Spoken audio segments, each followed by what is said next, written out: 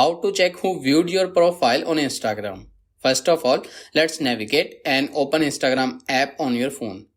Once the app is open, from the bottom menu, tap on your profile icon.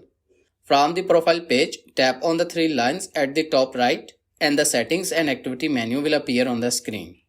Here, scroll down and find account types and tools. Once you find it, tap on it to open.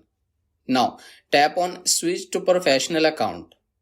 Follow the on-screen instructions and move to the next page.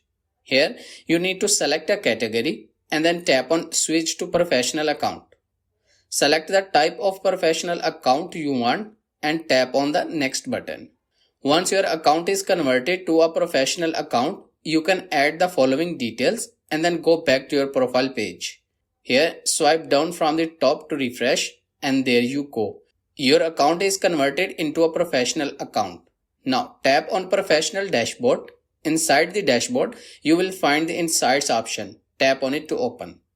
Here you can see profile visits, reach, interactions and other account statistics. But keep in mind that Insta does not show the exact names of people who viewed your profile, but you can see the number of visitors who viewed your profile. And that's it. I hope this video is helpful for you. For more information, subscribe to my YouTube channel and thank you for watching.